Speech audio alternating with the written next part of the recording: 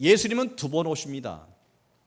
초림과 재림으로 오시는데, 처음 오실 때는 베들레헴의 말구유에 소리 없이 오셨어요. 어린 양으로 오시기 위하여 아주 낮은 자의 모습으로 오셨습니다. 그의 오심은 어린아이로부터 오셨습니다. 그래서 그는 인류의 모든 죄를 자신이 대신 짊어지기 위하여 십자가에서 우리를 위하여 참 힘이 없이 아무런 반응 없이 그렇게 돌아가셨습니다. 근데 주님의 재림은 두 번째 오심은 그렇게 나약하고 소리 없이 오시는 그런 방법으로 오시지 않고, 주님의 두 번째 오심은 무슨 모습으로 오느냐면 구름을 타고 오시리라 하셨습니다.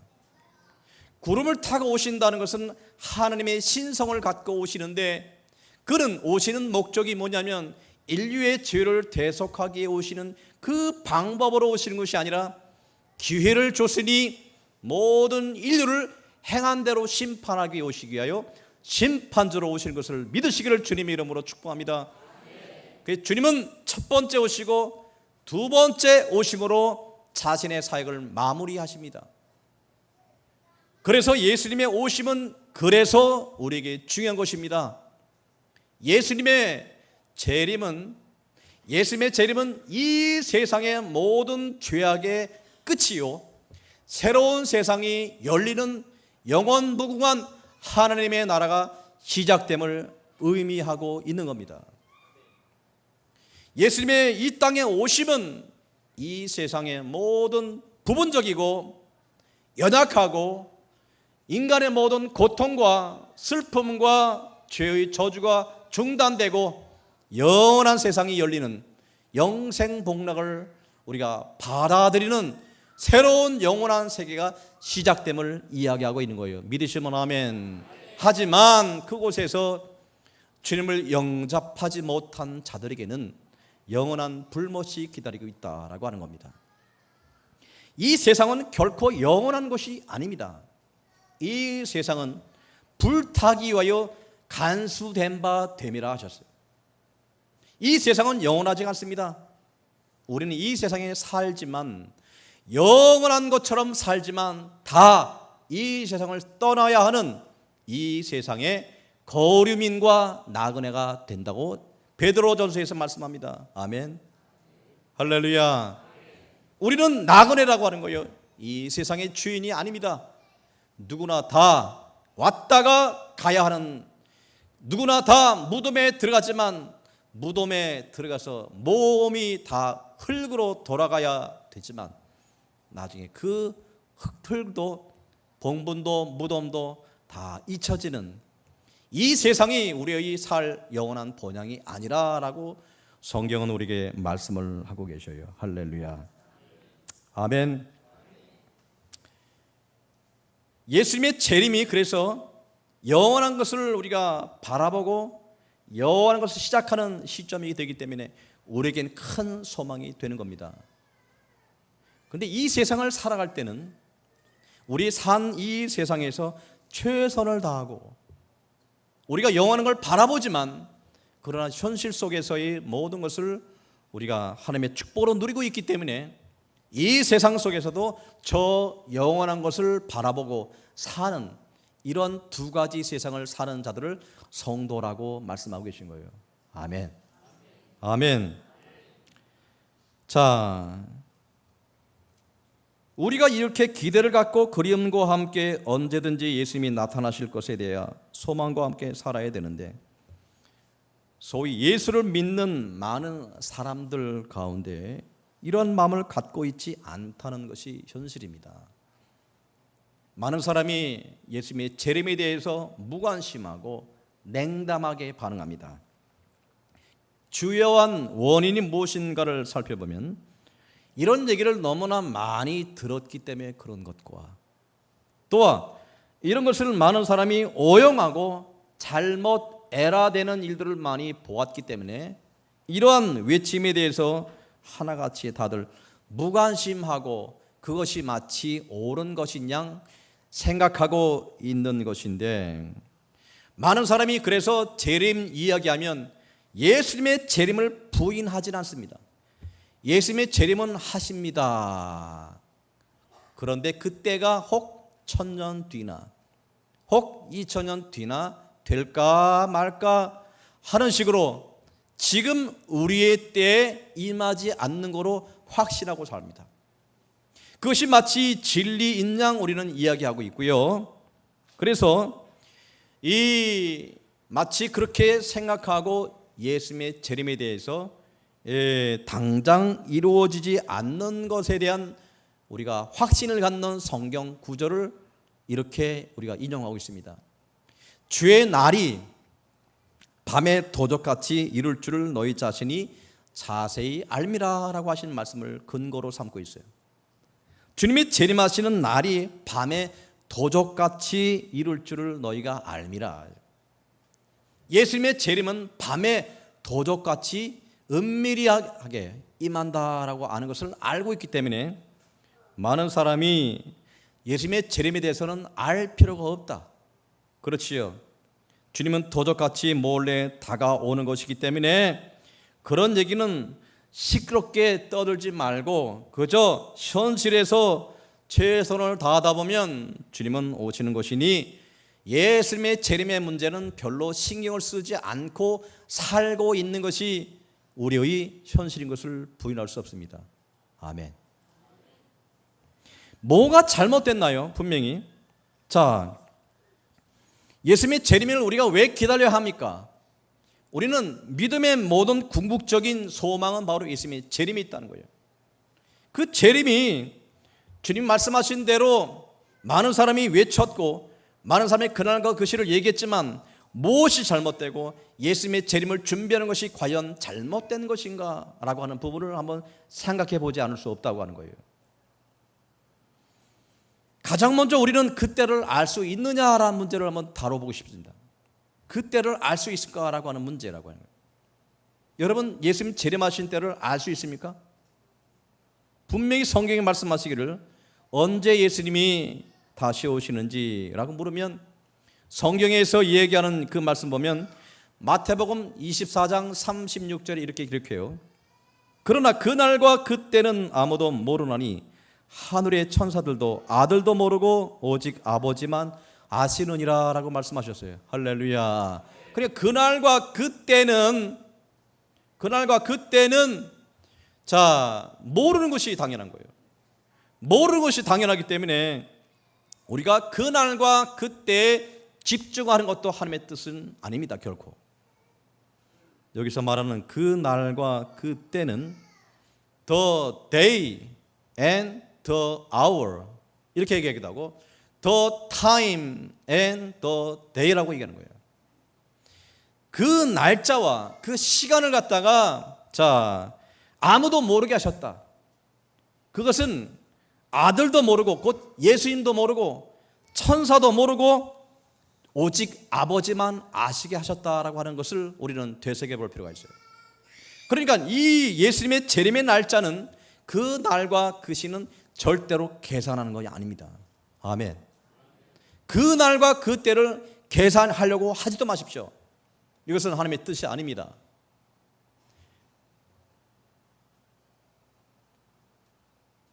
그런데 많은 사람들이 그것을 계산하려고 하고요. 그 계산하는 것 때문에 많은 에러를 우리가 많이 보았습니다. 이렇게 말씀을 드릴 수 있어요. 사탄은 사람들로 하여금 날짜를 알려고 하는 일들을 계속해서 하도록 자극합니다. 더 쉽게 얘기하면 사탄은 날짜 정하는 사람들을 너무너무 좋아합니다. 왜 그런지 한번 생각해 봅니다. 한 사람이 날짜를 정했다고 합시다. 그 정한 것이 자신이 성경을 풀다 보니까 알게 됐다라고 하는 방법도 있고, 두 번째, 계시를 받았다. 직접 계시를 받았다라고 하는 방법으로 자신이 그 날짜 정한 것에 권위를 두려고 해요. 그러니까 많은 사람이 그 얘기를 들으면 미혹당합니다. 귀가 쏠긋합니다. 그러면 근거 있는 이야기를 하겠죠. 성경 구절을 인용하겠죠. 사람들은 그들의 소망을 분명히 예수 그리스도에 두기보다는 그 날짜에 집중하는 거예요. 그 날짜에 집중하다 보니까 날짜에 사로잡히게 되고요. 온 사방을 다니면서 그칠 새 없이 날짜에 대해서 언급하기 시작합니다. 많은 사람에게 그 말이 회자가 되고 있고요. 그러니 언론 매체에서 그 소식을 가지고 날짜에 집중합니다. 언제 재림한다고 얘기를 한다라고 하는 그런 것을 보도하기도 하고 많은 사람이 궁금해하며 기다리고 있습니다. 마침내 그 날은 지나가고 아무런 일도 벌어지지 않았습니다. 그때 언론사뿐만 아니라 많은 사람 입에서 이제 많은 사람이 그 날을 선포한 그 사람과 그 사람이 소속해 있는 교회, 기독교를 조롱하기 시작하는 거예요. 조롱하고 그 날짜를 믿었던 객기는 믿음의 깊은 상처를 받습니다. 상처를 받고 그리고 서로 이렇게 말합니다. 한 가지 내가 결심하는데 두 번 다시는 그런 것은 절대로 이야기하지 않고 관심하지 않을 것이다 라고 마음에 다짐하고 삽니다. 귀를 막고 삽니다. 마음을 닫고 삽니다. 그런 후에 교회에서 주의 종들이 자, 우리는 그날은 모르지만 예수님이 속히 오실 것을 믿으십시오 라고 이야기하면 그들은 이렇게 반응합니다. 내가 다시는 속나봐라. 내가 다시는 속나봐라. 그런 허튼 소리 예전에도 수없이 들었다 하고 자신이 부정하는 것을 마치 당연한 것처럼 귀를 막고 마음을 닫습니다. 예수님의 재림 얘기만 나오면 전부 조롱합니다. 예수님이 곧 오십니다 라고 하면 신앙인인 저나 여러분도 마치 하찮은 주제를 이야기하듯 현실에 적응하지 못한 사람이 이야기하는 것처럼 그렇게 생각하고 말들을 하게 하기 위하여 사탄은 지금 그 날짜를 정하는 사람을 좋아하고 그들을 이용한다는 거예요. 그러므로 말미암아 마지막 때가 될수록 그 날을 선포하는 많은 이단, 거짓 교사들, 선자들이 나타날 것이다 라고 성경은 예언하고 계십니다. 할렐루야. 그러므로 말미암아 여러분은 절대로 말씀 위에 굳건히 서야 되는데 그 날과 그 시는 아무도 몰라요. 아버지만 아시는데 아들도 모르고 천사들도 모르게 하셨어요. 그러니까 혹시 내가 꿈속에서 아니면 천사가 나한테 계시하시더라, 환상으로 보았다, 내가 주님께서 나에게 직접 말씀하셨다라고 하는 말은 절대로 거짓말입니다. 왜 거짓말이냐? 아들도 모르고 천사도 모른다고 하셨어요. 주님의 그날과 그때는 누구만 아십니까? 아버지만 아십니다. 예수님께 받았다, 천사한테 들었다, 계시를 보았다, 받았다는 모든 것은 다 거짓말입니다. 그 날과 그 시를 이야기하는 것을 말씀드리는 거예요. 그 날과 그 시는 아무도 모르게 하시고 오직 하나님 아버지의 권능 안에 두셨습니다. 아멘. 그러므로 말미암아 그 날과 그 시를 알려고 하지도 마시고 관심 기울이지 마시고 풀려고 하지도 마세요. 풀려고 하는 자들에게 반드시 마귀가 그들을 이용할 겁니다.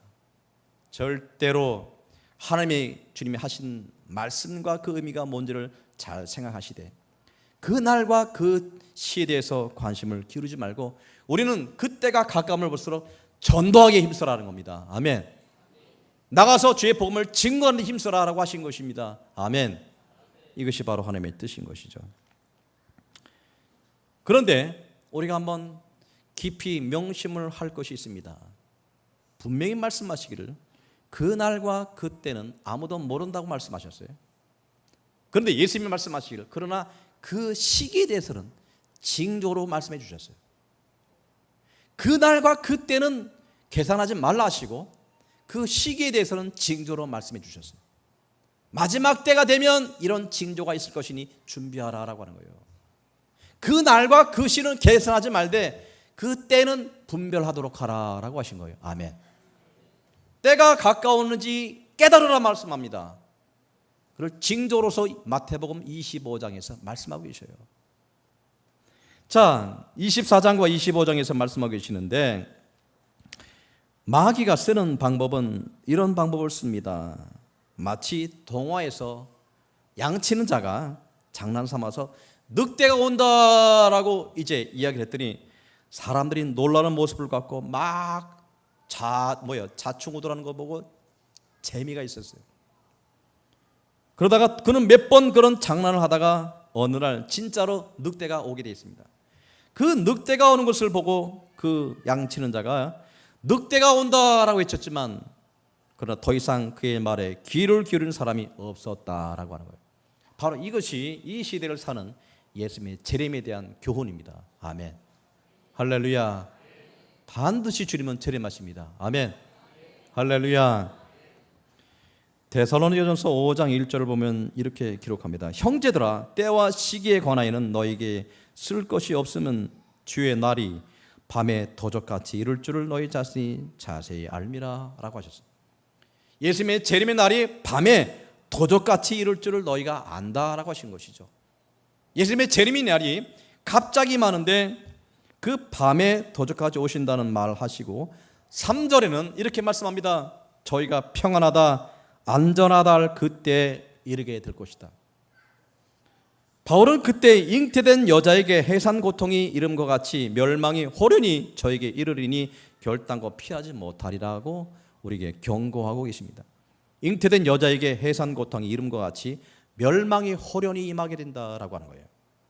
주님의 날이 갑자기 오게 된다라고 하신 말씀하시면서 4절에 말씀하시기를 이렇게 말씀합니다.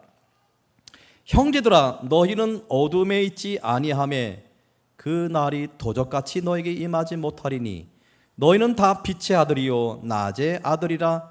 우리가 밤이나 어둠에 속하지 아니하나니 그러므로 우리는 다른 이들과 같이 자지 말고 오직 깨어 근신할지라. 할렐루야.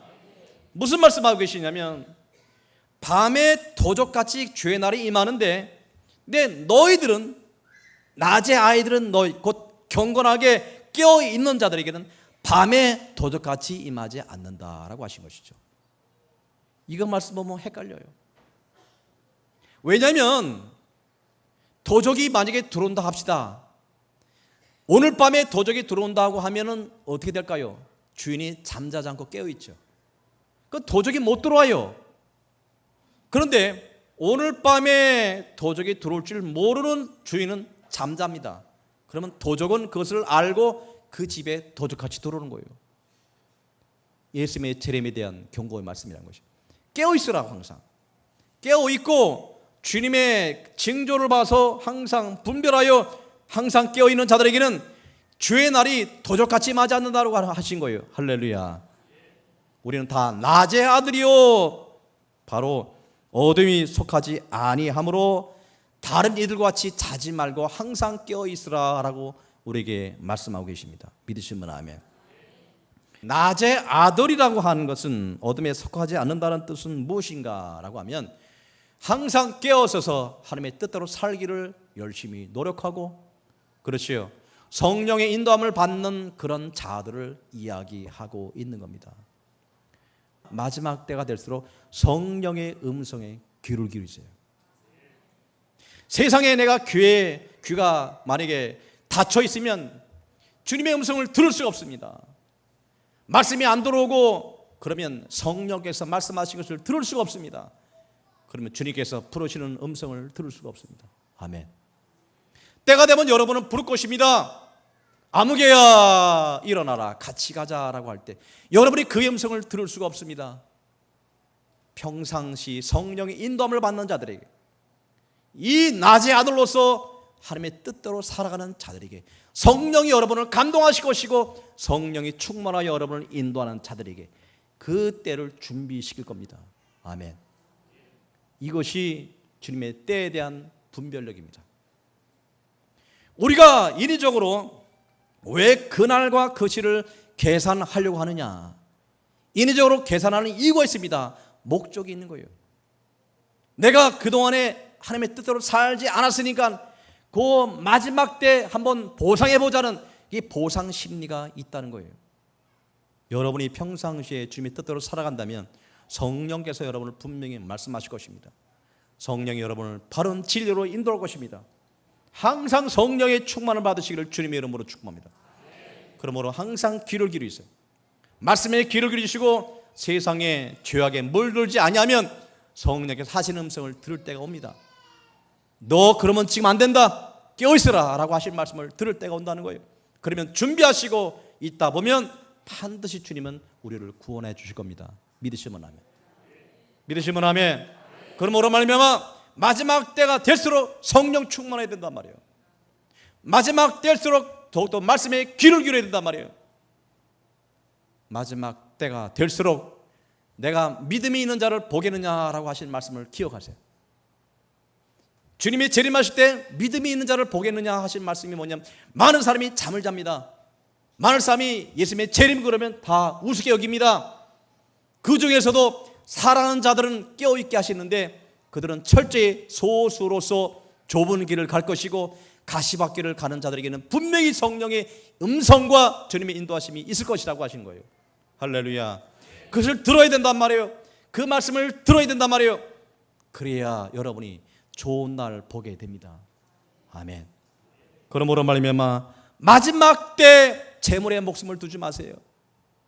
마지막 때 부자들은 재물에 목숨을 걸다가 주님의 음성 듣지 못합니다.